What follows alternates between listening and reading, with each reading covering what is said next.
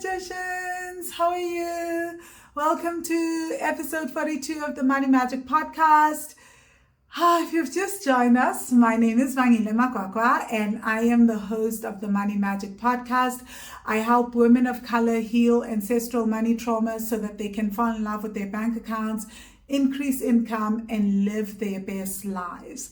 So in today's podcast, we are going to be listening and watching, if you're watching from YouTube, a live class that I did in the 7-day tapping into ancestral money wisdom, a series, right? So I did a 7-day training, not a series, a 7-day training. And in this class, I talk about why some of the best laid financial plans go horribly wrong, right? So we're going to be looking at strategy. We're going to be looking at how to marry your strategy to your income goal and how to then take action, and how you marry your strategy to what you've learned about your ancestral lineage and the wisdoms and strengths that your ancestral lineage has around money.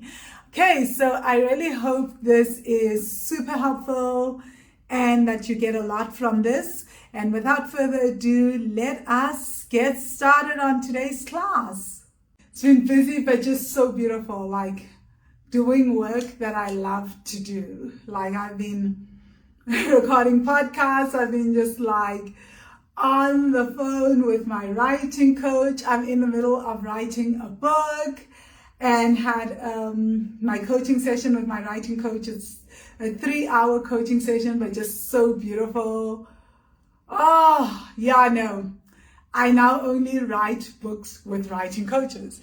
Actually, it's a fiction novel, so it's just beautiful to be able to have a coach for this. And it's, wow, like I feel like I'm in the state in my life where I'm just creating. I'm creating day and night. I'm writing, I'm doing things, I'm listening to music, I'm putting together a spoken word poetry album, I'm creating content for Wealthy Money. Like I've created so much content for the Money Magic course, so much more than usual.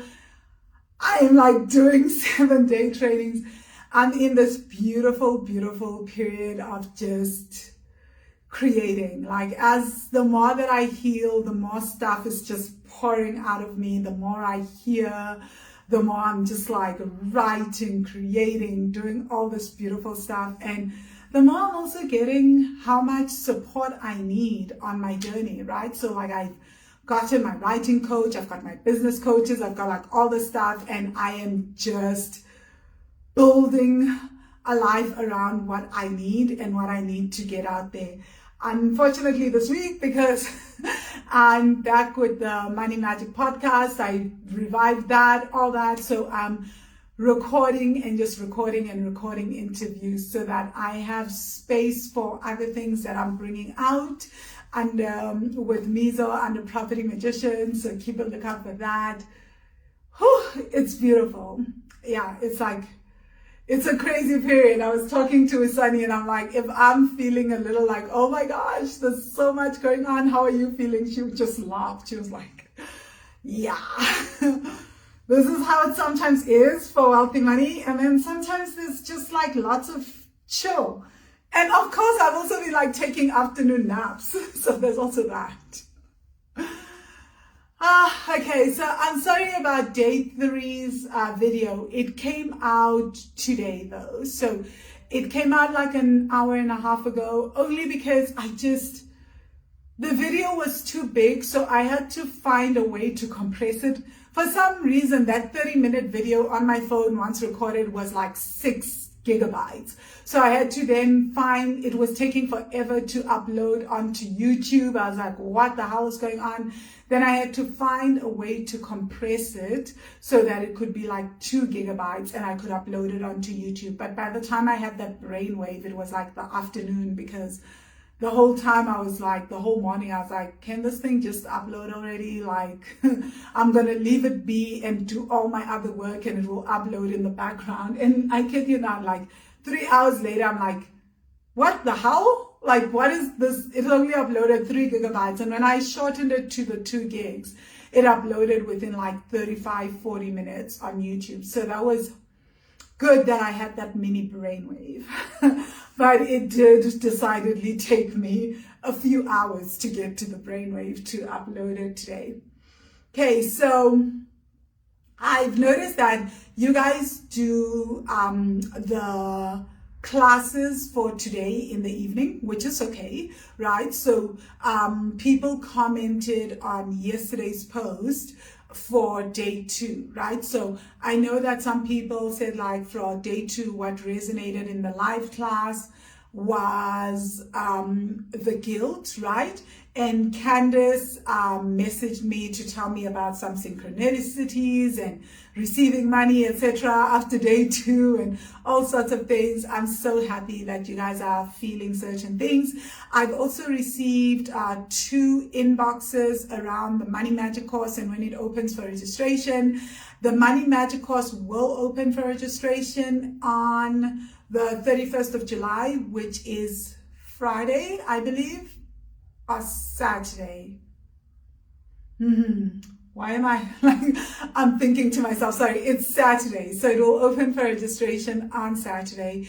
I will make a big announcement about it and then it will stay open for registration until August 21st. So you're not missing anything. You're not gonna miss anything. I just, I guess like I didn't make it known, right?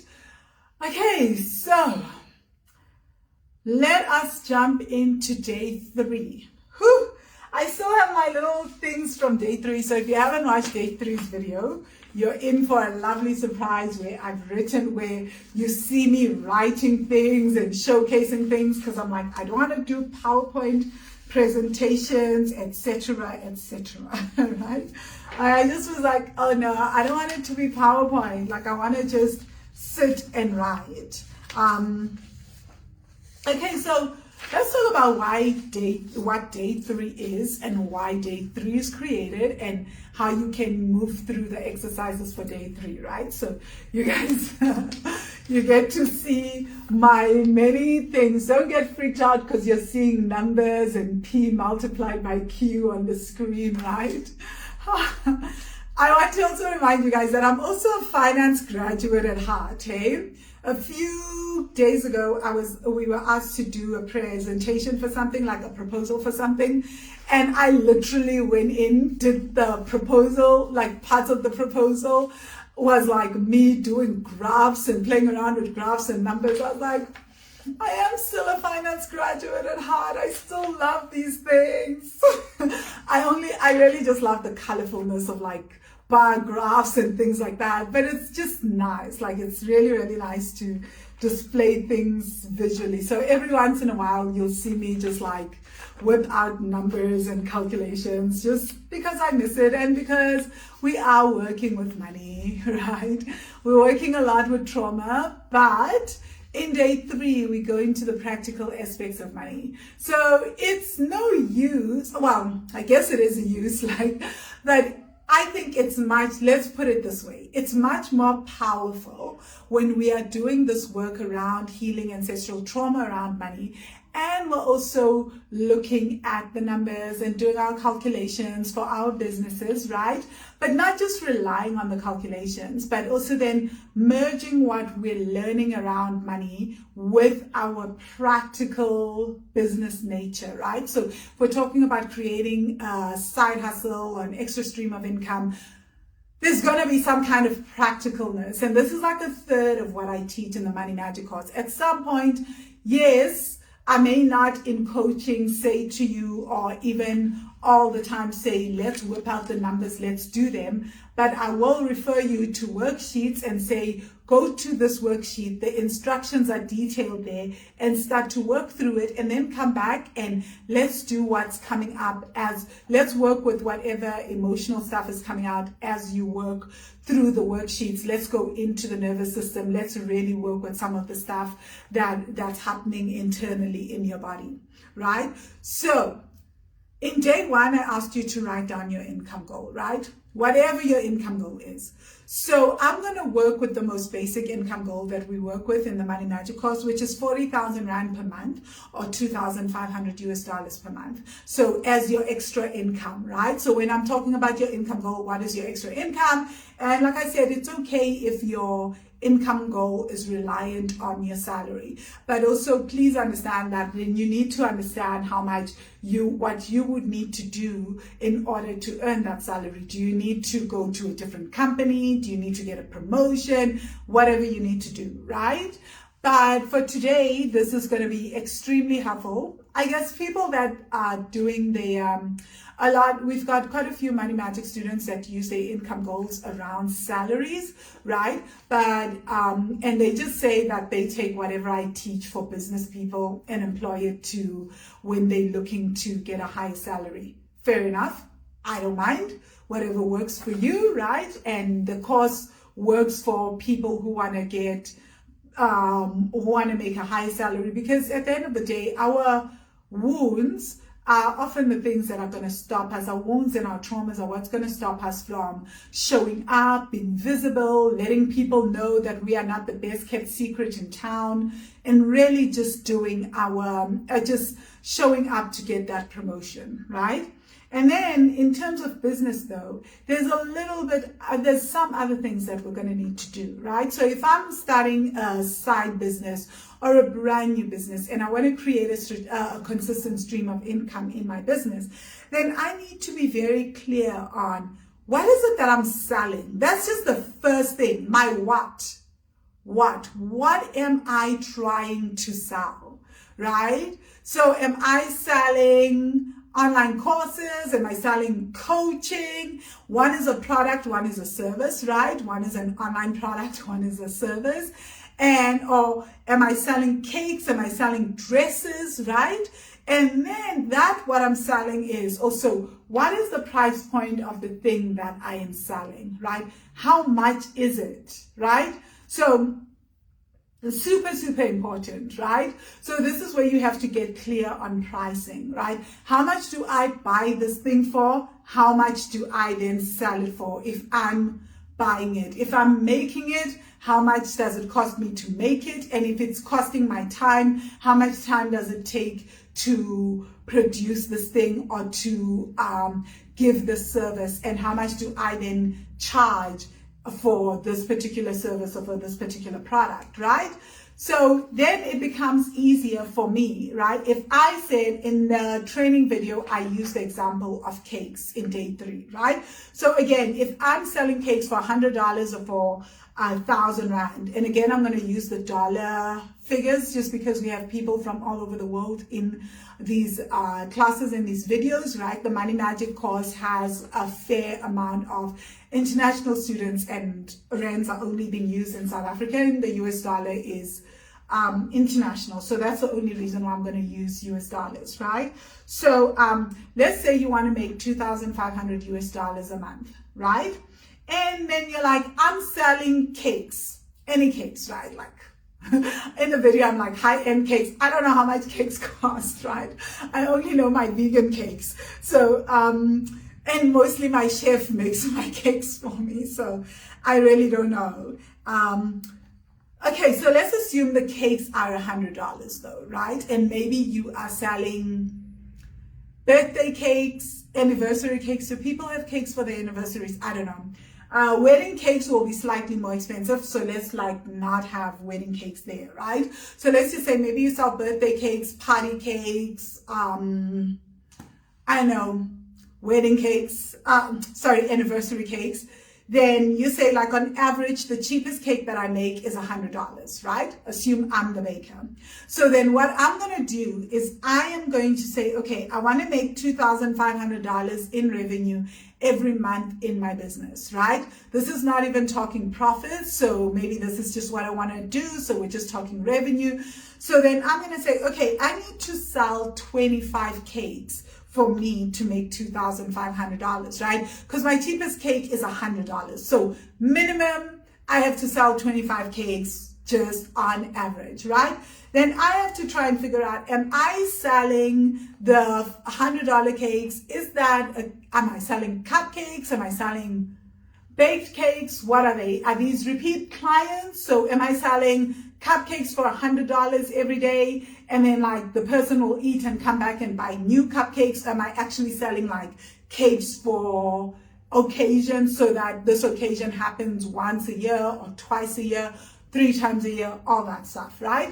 So depending on that, right? So it's going to be different if I'm selling maybe $100 worth of cupcakes, and I believe that my corporate clients will want to buy for the office, will want to buy cupcakes for their employees every single day for 25 days in a month, right? Then I can be like, oh, I just need one corporate client to have a contract with me to buy cakes every single day for a month.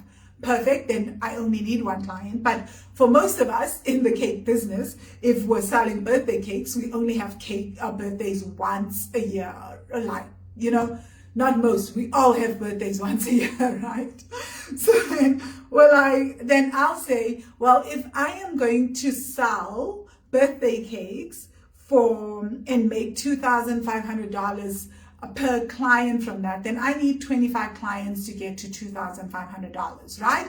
And then I have to get very honest with myself and say, can I, as me, in my business capacity as a businesswoman, can I reach 25 new clients every month and convince 25 clients to buy from me, right? This is where we now start moving into strategy, right? And then we try to figure out, can I reach those clients? If the answer is no, then the next question should be, how can I reach those clients?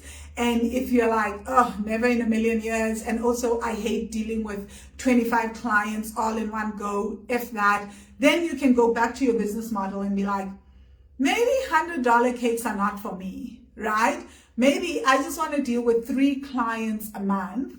And so maybe I need to be selling $1,000 cakes. Then you need to figure out who's going to pay, like what cakes do people pay for that cost $1,000? Or maybe you're just selling regular cakes, and then you need to figure out which clients will pay, what kind of clients will pay me $1,000 to eat my cakes, right? Or to bake them cakes or make them cakes. So it's all up to you, right? So my whole point of this is to say, as you are developing this, your income goal is going to inform your business model, or your business model can also inform your income goal. But I prefer that you set your business model, you set your income goal, and then you try to figure out what is your business model, right? And then you get very clear on, is this business model really the thing for me, right? Am I the kind of person that can get 25 different clients in a month, 40 different clients in a month,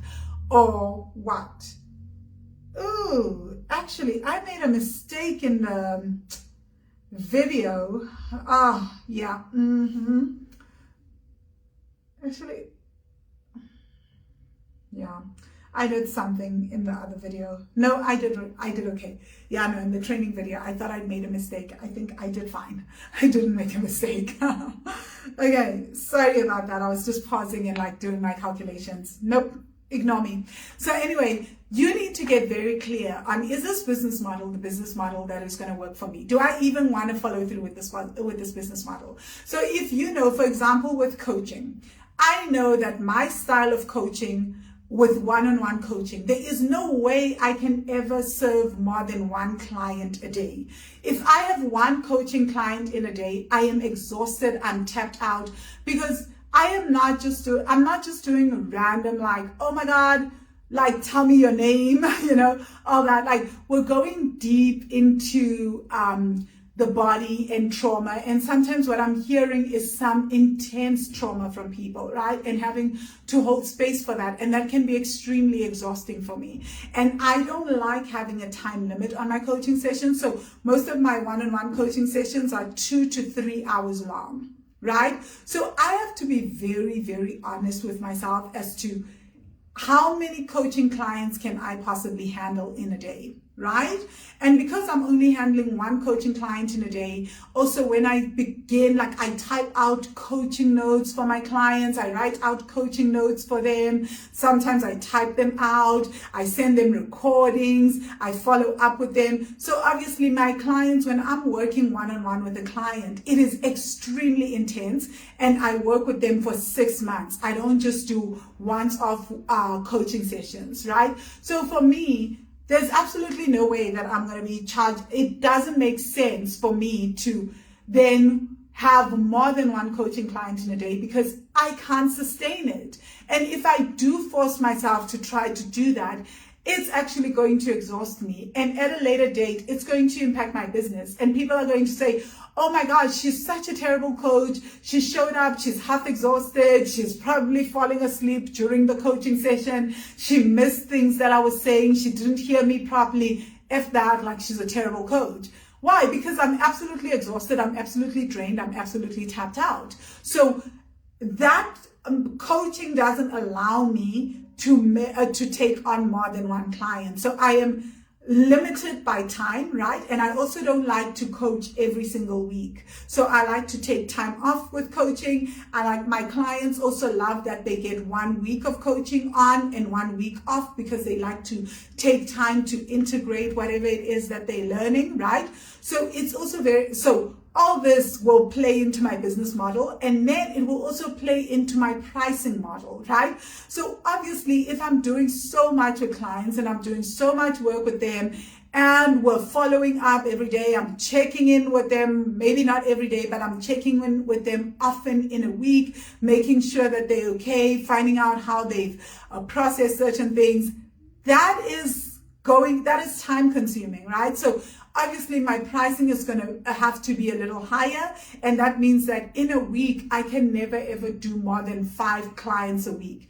Truth is, I also can never do more than 3 clients in a week. This is how exhausting one-on-one coaching is for me, right? So I often can only take on 3 coaching clients. So for me to reach my income goal and for me to give the service that I want to give in coaching, my pricing is going to be higher than, say, my group coach, not my group coaching work, but also it's going to be higher than, say, my courses, right?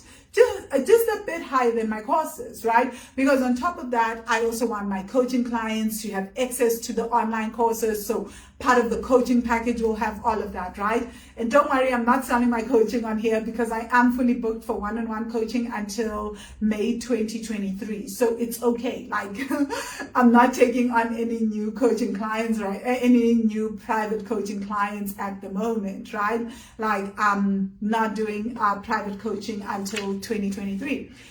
So, but that's just an example, right? So again, your business model is going to be informed by many different factors. So how much time is it going to take you to do this? And how long is it going to take you to produce this product, to produce the service? How exclusive is this service? Like, what problem are you solving, right? All that is going to make a difference. And then obviously, as we're talking about all these different models in business and pricing options, that means now we're going to start focusing on what is it that you need to do in order to get the clients, in order to sell your services, right? For you, so let's go back to the bakery example. I'm this baker.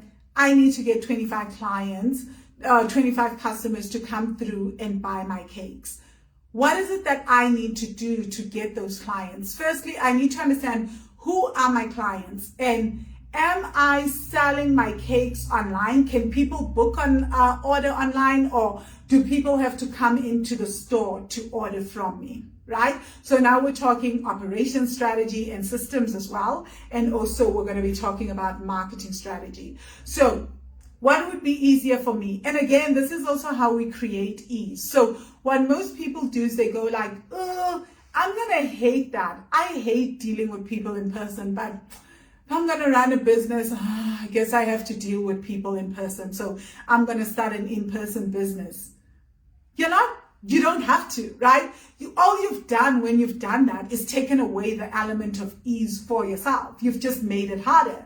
No one says that people cannot order online from you and you get a delivery person to come deliver to them, right? You can be a cake Uber Eats, right?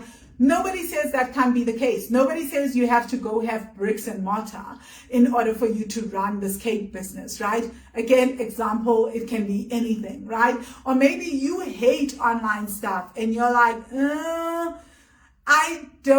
now in times of COVID, we are forced to do more online stuff, but there's no reason why you can't do a hybrid model, right? You can be like, I kind of like seeing people in person. So maybe once a week, I will do an open house and event and allow people to come choose their cakes and do cake tastings. You can do it any way that you want. So just be honest with how will people find you. So when we talk about strategy is how are you going to supply this product and service, right? So there are many ways to do this, online, offline, hybrid models, whatever you want, right? So very, very important. Understand how will people find you, right? Because that is going to inform obviously your marketing strategy as well, right? You, at some point on your marketing materials, you're gonna have to tell people how to buy from you, right? So if I'm out here and I'm marketing myself, but at the end of everything, after everything I've shared on Facebook, I've shared on LinkedIn or wherever, on Twitter, and people still don't know how to find me, people are highly unlikely to buy from me because they don't know what the buying process is. So how are people going to find you? How are people going to buy from you? So what is that buying process going to be like? How are people going to pay you? Are you taking things up front? Are you taking money up front? Or are you going to allow people to do IOUs? Or is it cash on delivery? Whatever, right? Like you need to get very, very clear on that. Like what is that buying process like? What are my pricing plans like? All that. And then thirdly, you're going to need to understand like, how do I reach my customers? So most mistakes that I see people making, and this is something we'll talk about in day 4, because often what people are doing is they are marketing to their family and friends. And then what often happens is that we find ourselves on Facebook getting angry. My friends don't support me. They go and they support strangers' businesses. Well, maybe your friends are not your target market, right? So are you talking to the right people? And how do you ensure that you're talking to the right people? To be clear, right, is that sometimes even like maybe your cupcake clients in a bakery are not necessarily your anniversary cake clients, because maybe there's such a vast difference in price. The people that come and buy anniversary cakes are not always the people that buy cupcakes, or maybe they are, right? I don't know, right? That will be up to you in your business, but you need to get very clear on your business and as to who are your clients, right? So obviously the higher your price point as well, not everybody's going to be your client. And also the more niched your industry, not everybody's going to be your client. So if you are selling yoga to golfers, yeah, maybe some golfers will like yoga, but you're going to have an easier time selling yoga to people who have shown an interest in yoga, right? Or maybe people who are like, ooh, I'm interested in meditation, and ooh, I'm interested in vegan eating or something adjacent, right? This is like if you are selling yoga to people who are like, I've never even heard of this, right? So in that case, you'd have to educate the market and then sell to them, right? So get very, very clear on who are your customers, who is your clientele, and also, is this a clientele that you feel you want to work with? Because you need to have fun working with this clientele, right? So if you're gonna end up shouting and screaming, that like how I sometimes see people, I use this example because this happens a lot online, like how then people are trying to make their friends feel guilty that they're not buying from their business, right? And I see this a lot in different industries like multi-level marketing. Nothing wrong with multi-level marketing. It's a perfectly legitimate business, right? But not all your friends are going to want to be salespeople and hop on and sell under you, and just making them feel guilty just leaves them feeling annoyed and irritated, right? So you have to get very, very clear on strategy. like one of my favorite things. So what is that? And of course, all this also falls under marketing and branding. That's like, how do you reach your clients? Okay, I'm not even gonna go into marketing and branding and selling, because there's so many stories that we've created around that. And often the thing that makes it hard for us to sell and to have people pay us for our products and services is often that we have these deep vows of invisibility. One of the things that I keep bumping against, especially with clients in South Africa, is this belief that if people see me running a business and people see me selling, then people will think that I don't have money, and it will confirm their ideas around me not having money. And so that causes a lot of issues, right? And obviously, if we're thinking like that, it's going to stop us from making money, and even selling and showing up. And also there's the fear that if people see me showing up and doing my thing, then people may bewitch me, or people may steal my ideas, or friends may get jealous of me. We have so many stories around this, right? So it's not important to have the greatest strategy. I tell this to the Money Magic students, that it's not about having the fanciest strategy. It's not about having the most high-tech strategy. What I learned, and I still remember this from my business, from business school, from my MBA program, my strategy lecturer would always say to us, the most important thing is to have a strategy that you can execute. If you have a terrible strategy that you just execute consistently and you execute very well, and it is tied to your business model and ties to your entire vision and mission in the company, your chances of really creating a consistent stream of income every month just shoot up astronomically, right? And then she was like, your chances of building a profitable business really shoot up. And then she said to us, having a fancy strategy that you are struggling to execute and that you do not ever execute and is badly executed doesn't serve you, right? Because all it does is that strategy just remains on paper. It sounds good when I'm talking to my friend and I'm talking through it. Sounds good, everyone can ooh and ah and everything, but if I'm not executing it and actually doing things and making sure that the clients are seeing me and inviting people over to buy and actually getting money for my products and services, then the strategy is actually no good, just sitting on the table. So rather simplify the strategy and find the easier strategy. Trust me. If anything, 2021 has reminded me of the importance of simplicity and ease. Now, another thing to realize about strategy is that our strategy can also, as I explained in day three's video, you can go to day 3 and listen to that more in depth, right? Is that like, you also want to tie your strategy to what you learned in day 2, right? So what is it that you are learning about your ancestral challenges when it comes to money and your ancestral strengths and wisdoms when it comes to money? So you want to tie the strategy to what is already innately your strength and start to utilize that to build your business. Super, super, super important. And I love the Money Magic course because we do so much of this. And even under strategy, one of the lessons that we do is we look at resource planning. How do you utilize your resources in such a way that they support your strategy? Oh, that's like, resource planning is a game changer. It will change your life, right?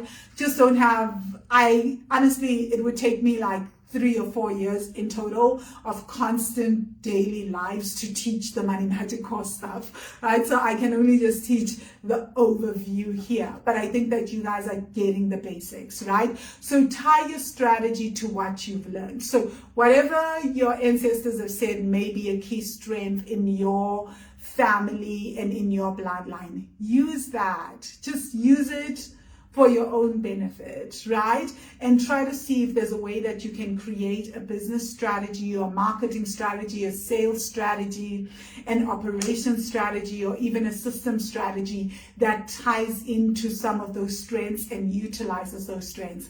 Well, it will make a very, very, very big difference, right? And then now, obviously, because we're talking about consistent streams of income, return sales and clients, right? One of the most awesome things when you're creating a business and a strategy is you want to make sure that you are creating clients that will be return clients for certain things. So for the bakery business, I shared that actually this bakery business, I worked with a client in Brazil who bakes cakes, and we did a lot of this. And one of our cool challenges, I love working with clients to figure out business models and things, right? And one of the cool challenges that came up, because she bakes birthday cakes and wedding cakes and other things, but mainly birthday cakes for children mainly, right, and adults. But she's really good with children's cakes. So then it was like, how do you create a business model such that you get return clients and return sales from the same client without having to wait a year, right? And one of the things that we came up with for her was, how does she create? What she can do is create a database for all her clients, right? And she can then also find out, do they have kids? When are their kids' birthdays? When is their birthdays? She can send out reminders and tell them like about specials that she's got, the kinds of cakes that she bakes for kids. Would they like to order cakes? So that's a bit like intensive, but it's not too bad if you start breaking up the database into January clients, February clients, etc. So in January, you just hop on over to the February pile and you're like, ooh, who do I need to send messages to in January? Whose kids have birthdays in February? And just write down their names and everything. It takes a bit of time to do that and get it off the ground, but it's so worth it. And she could hire a sister. We talked about that. You can hire an assistant that will call your current clients and ask about, hey, do you have birthdays? Do you have sisters? Do you have siblings? What about family members, your mom, your dad, etc.? And then just keep asking them about that. Hey, and okay, what days are their birthdays? Would you like me to remind you and send you specials as their birthdays get to be nearer, right? Because maybe like me, I'm one person, but then I've got a sister whose birthday is in November. I've got a brother whose birthday is in September. I've got another brother whose birthday is in August.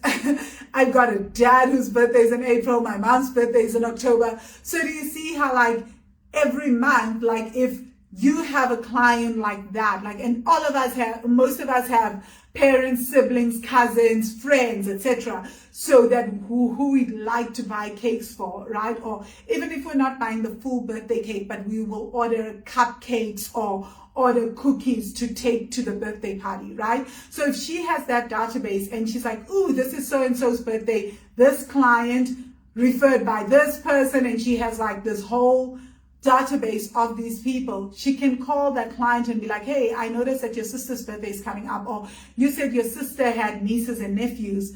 Hey, would you like to buy them a cake, or would you do you want me to ask your sister if they would like to order a cake from me, right? So now you've started from one person, you've built up a database of like 5 or 6 or 10 different people, right? So you don't just get one client, you probably end up with at least a solid 2 or 3 clients. So within a year, you've started to populate your database. And of course, my sister is going to have her friends that if I say, hey, can you refer a friend to me who has small kids that you think will like this, they can refer that person, right? And then before you know it, as a bakery, you are now working on referrals and you have to call people. But that means that you need to really understand what is your strategy? How do you reach your clients? So for this particular client, we're like, well, she could do Facebook advertising, but she already had low-hanging fruit of like just ordinary clients, right? And this is one way that she could just start populating her database by making sure that she can ask for referrals, she can contact other people. So how do you create a customer base of return sales and clients? How do you keep in touch with all these clients, right? So now that you've got your strategy, you've written it down, you've created a whole thing around return clients, who I feel like I'm going so fast. When I get very excited, I go really fast. And I just want to honor that, like, this is, you guys are getting like a crash course. If you've never been in the Money Magic course, that can feel like, it's a crash course, because we tend to do this very in depth again, like I said, in the course. So we'll just work on strategy for the week, right? And then just like go in depth on it. So it becomes a lot easier. But I am hoping that with this overview, you're getting stuff. So just let me know in the comment section. Do you have questions? Is there something in particular that is like that you're missing? Stop me, right? Like you can comment in this video, because I can feel that, okay, like when I get very excited, I go like at very, very fast. And of course, because I've got so many cool client examples, I can quickly give you guys those examples and access them. And I want to make sure that you guys are actually hearing me and getting me, right? So feel free to stop, to say, oh, please repeat that point again, or to just ask questions, right? And then the last step for this particular live, I want us to talk about action. So now you have your strategy, right? Your strategy and your actions need to mirror each other. So it doesn't make sense if one of my key marketing strategies is I want to use magazines to market, right? But all I'm doing, and my entire focus is how do I get into my key focus is magazine marketing or marketing things in events. But all I do every single day is take an action that has to do with Facebook. All I'm doing is posting on Facebook. Doesn't mean that all these action plans can't be part of my strategy. They can be, right? But if I'm never doing anything to make sure that I'm getting into magazines or that I'm showing up at events, there's a disconnect between my strategy and my actions, right? So I may be forced to relook at my strategy, relook at my business model, and then take different actions and make sure that everything is in alignment. So you want to make sure that you're taking actions that directly have an impact on your income goal, right? So what I've often seen with people is that people will say, I want to make X amount in a month, but then the actions that they're taking, the daily actions that they're taking, are not actions that are directly linked to getting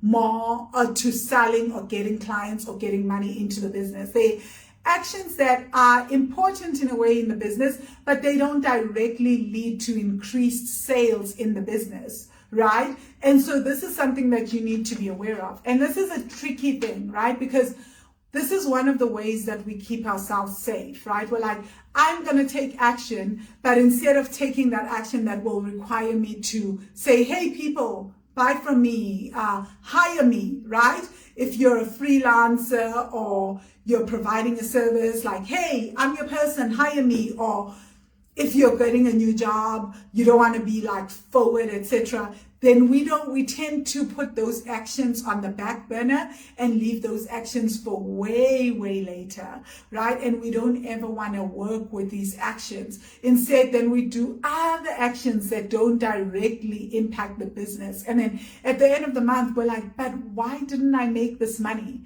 right? Or we do an action for maybe 2-3 times and we're like, oh, this isn't working, right? Because well, so-and-so did it, and so-and-so did this, and instantly they started to report that they made X amount of money in their business. Well, the truth is we don't know how long so-and-so has been doing this work, right? So we don't know how long so-and-so has been in business. We don't know about their previous businesses. We don't know about previous databases that they have, network connections, etc. But often the temptation is to compare ourselves to what actions other people are taking and then the results that they are getting. But there's so many factors that come into play, right? And so then we do one thing 2-3 times, but we're like, we want to create a consistent stream of income, but we're not willing to take action often, right? And by consistency, I don't mean that like on Mondays I do this, because I don't operate like that, right? It's like Mondays I do this, on Tuesdays I do this, on Wednesdays I show up and do this. No, but that I can say at least in a week I've covered these bases and I've done this action, right? At least I've shown up and I've done this, right? So just being consistent in that manner. Consistency doesn't mean that I hold myself hostage to the time, to the length of how things are done, all those things. It's possible that I'm like, oh, I do marketing things, but I do them in this manner. And also, we can always hire out other people to make us consistent. I always say this to the Money Magic students, that if you look at my social media, when you look at my Instagram, you look at the Wealthy Money Facebook page, you go on LinkedIn, you look at LinkedIn, all these social media platforms, you would swear that I never sleep, right? Because things are getting posted every day, that I am the most consistent person. When you look at the podcasts, it goes out, the Property Magician podcast goes out every Tuesday. Now the Money Magic podcast is going on every Thursday. I am not the most consistent person, right? You guys see me rolling out of bed, doing all these things, like taking afternoon naps, going for acupuncture, doing all these things. I just have people that I work with, that I hire for my business. And for me to be able to get to that point where I was able to hire people in my business, I also had to, my business had to reach a particular income so that it could start paying other people to come on board and help me do the work that I need to do, right? To get the work that I need to get done, right? So this is so super important. So obviously, this is why income in the business is so important, because the more income that we make and the more that we expand, the more we also are able to start hiring out help.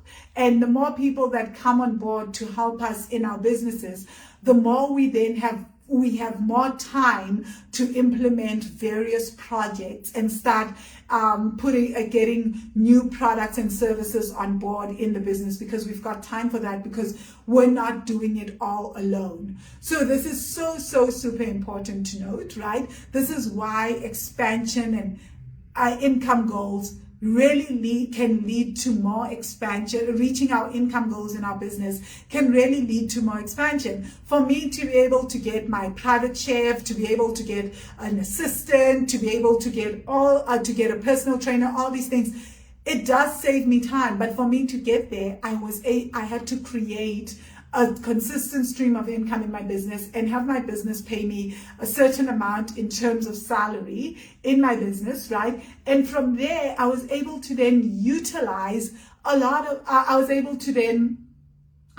utilize that income to then hire even more help. And the more support I've had in my business, the more I've been able to scale my business and keep growing. So I'm not trying to do it alone, right? Even when I'm talking about fancy strategies, etc., most times I'll be like, this is the strategy, this is what I need to execute it. Who can I hire to execute this? And who do I know that is really, really good at this, regardless of how much they charge? And part of how I got there was by scaling my business and working on my income goals. So expansion can actually can start to help us create ease. So one of the ways that we can start to create ease is A, hiring out support, and B, also making sure that we're making enough money to be able to pay for even more support.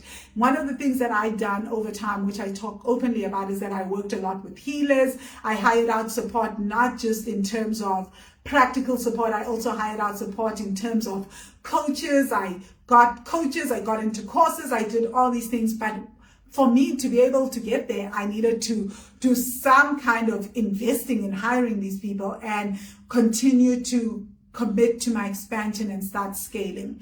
I hope this makes a lot of sense and you guys are resonating with it, because this is why setting these income goals and focusing on expansion in the business really helps, doing that work, because this is how you start to build in ease, is by literally replacing yourself in your business, not being the person that gets to do it all in the business and gets to be in charge of everything in the business.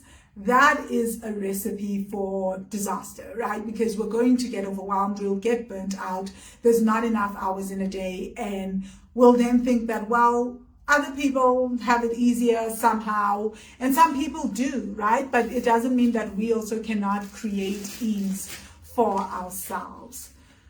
Whew, okay, that's it. Not sure if there's any comments in today's videos. I don't see anything. Yeah, but these are some of the practical stuff. These are some of the practical things that we work with in the Money Magic course. So tomorrow we're gonna do on day 4, we're gonna be talking about visibility. I'm still not sure how to approach it because I can't do the vow of invisibility meditation with you guys. At least not the way that I would usually go that in depth in the Money Magic course, mainly because you don't have the other supporting meditations that would make this meditation easier to integrate and process and all that other stuff. So I'm trying to figure out if maybe we're going to do breath work. Oh yeah, I kind of like the breath work idea, or EFT tapping around this and see what comes up around the fear of being seen and being visible, because that's also one of the biggest fears that most of us have around visibility. And visibility tends to tie into our not good enough wounds and all that. Whew, okay, that's it for me for today. If you love this and you're like, oh my gosh, this is what I've been looking for. I love the fact that like we're also getting practical and we are marrying what we're learning from our ancestors with our actual business stuff and tying it into business strategy. There is a place for the spiritual, the emotional, and all that in business. Yay. Candace, you're saying yes, EFT tapping, please. Yeah, I'm going to see which one I do, right? I do like EFT tapping a lot, but I also do find breath work is extremely powerful for certain things. Yeah, I know the traditional Money Magic meditations are out because of all that I've said, so it's between these two. So I'll think about it. Candace, I love EFT tapping as well. So if you guys are loving this and you're like, oh my God, I want to be part of the Money Magic course, this sounds amazing, which it is. And also we have this incredible Money Magic group. I'll be talking more about the Money Magic course over time. You can go sign up for the Money Magic course or be on the waiting list. If you're listening to this on day 3, that means that exactly today, right? The Money Magic course is not yet open for registration, but it's opening in a few days. So hop on the waiting list. You can go there at wealthy-money.com/Money Magic. Again, wealthy-money.com/Money Magic, or just go to Wealthy Money Academy and check it out. And you can get on the waiting list. As soon as I open for registration, I will be sending out emails to everyone. So I really look forward to hearing what you guys thought about day 3, because this is really one of my favorite trainings. I genuinely like working with the strategy, because everything else that we are then going to do around the healing comes back to this business model, comes back to strategy. So even if it's all emotional stuff, we're starting to unlock what are some of the blocks to the money, what are some of the blocks to employing the business model. Does this business model even work for us? So day 4, I look forward to seeing you guys. Let me know how day 3 goes. What are some strategy? What is the strategy that's coming up for you? And then what are the action plans that are coming up for you, right? So make sure that the action plans feed into the strategy, which feeds into the business model, which feeds into the overall vision that you have for your business or your side hustle. Thank you guys. Have a fantastic day further. Cheers.